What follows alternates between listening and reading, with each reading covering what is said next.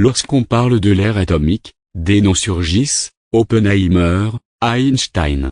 Mais dans l'ombre des figures les plus célèbres, un homme discret, méthodique et brillant a profondément changé le cours de l'histoire, Enrico Fermi. Physicien de génie, prix Nobel, pionnier de la physique nucléaire, il est l'un des rares scientifiques à avoir excellé à la fois dans la théorie et dans l'expérimentation. Son héritage ne se limite pas à la science, il a contribué à façonner le monde moderne, pour le meilleur. Et parfois pour le pire. Voici l'histoire fascinante d'Enrico Fermi. Chapitre 1, les débuts d'un génie italien. Enrico Fermi naît le 29 septembre 1901, à Rome, en Italie. Il est le troisième enfant d'Alberto Fermi, un employé des chemins de fer, et d'Ida De Gatti, institutrice. Très tôt, Enrico montre une intelligence peu commune. À l'âge de 13 ans, un drame bouleverse sa vie, la mort de son frère Giulio. Pour surmonter son chagrin, il se réfugie dans les livres de mathématiques et de physique. En autodidacte, il lit des ouvrages de Newton, Maxwell, et découvre les principes fondamentaux de la mécanique et de l'électromagnétisme. À seulement 17 ans, il entre à la Scuola Normale Supérieure de Pise, une prestigieuse école italienne. Il y impressionne ses professeurs par son esprit logique et sa capacité exceptionnelle à résoudre des problèmes complexes. Chapitre 2, l'ascension académique et le prix Nobel. Dans les années 1920, Fermi devient un des jeunes physiciens les plus prometteurs d'Europe. Il s'intéresse notamment à la statistique quantique. En 1926, il développe une théorie fondamentale qui portera son nom, la statistique de Fermi-Dirac, qui décrit le comportement des particules appelées fermions, des particules comme les électrons, les protons ou les neutrons. Cette avancée est cruciale dans la physique moderne. En 1927, à seulement 26 ans, Fermi est nommé professeur à l'Université de Rome. Il forme ce qu'on appelle le groupe de Rome, un cercle de jeunes physiciens brillants, comme Edoardo Amaldi ou Emilio Segre, qui révolutionneront bientôt la physique nucléaire. Mais c'est dans les années 1930 que Fermi effectue ses découvertes les plus décisives. Il étudie les effets de l'irradiation neutronique sur les éléments chimiques et parvient à induire la radioactivité artificielle. En 1938, ses travaux lui valent le prix Nobel de physique, pour sa démonstration de l'existence de nouveaux éléments radioactifs produits par les radiations, et pour sa découverte des réactions nucléaires induites par les neutrons lents. Chapitre 3, l'exil et l'Amérique. L'année 1938 marque aussi un tournant personnel.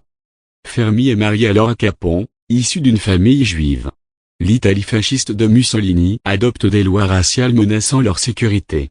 Après avoir reçu son prix Nobel à Stockholm, Fermi ne rentre pas en Italie. Il s'exile aux États-Unis, avec sa femme et ses enfants. À New York, il rejoint l'Université Columbia, puis l'Université de Chicago, où il poursuit ses recherches sur la physique nucléaire. Avec la montée des tensions mondiales et la Seconde Guerre mondiale, une question se pose, les nazis pourraient-ils développer une bombe atomique? Chapitre 4, le projet Manhattan et la première réaction nucléaire. Enrico Fermi est recruté pour un projet top secret qui allait changer l'histoire, le projet Manhattan, destiné à développer la première arme nucléaire. Mais avant de construire la bombe, il faut d'abord prouver qu'une réaction en chaîne contrôlée est possible. Le 2 décembre 1942, sous les gradins du stade de l'Université de Chicago, Fermi supervise la toute première réaction nucléaire en chaîne contrôlée de l'histoire humaine, dans une installation baptisée Chicago P1. Ce moment marque le début de l'ère nucléaire. Grâce à ce succès, les États-Unis disposent désormais des connaissances nécessaires pour construire la bombe atomique, qui sera utilisée en 1945 sur Hiroshima et Nagasaki.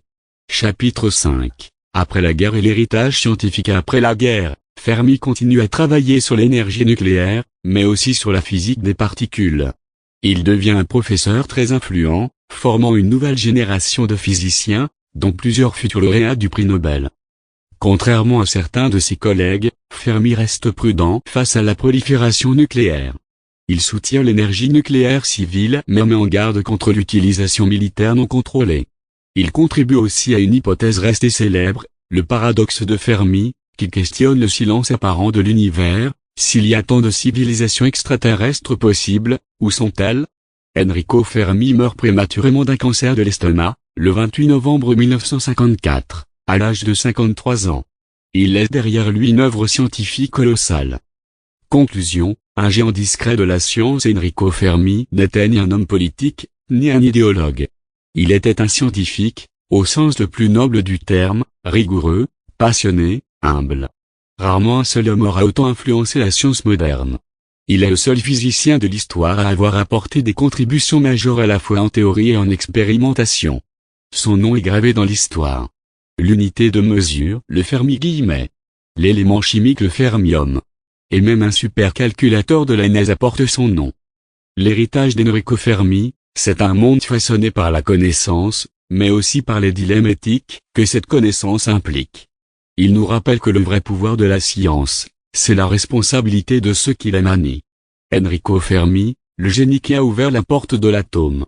Et nous a laissé le choix de ce que nous ferons avec.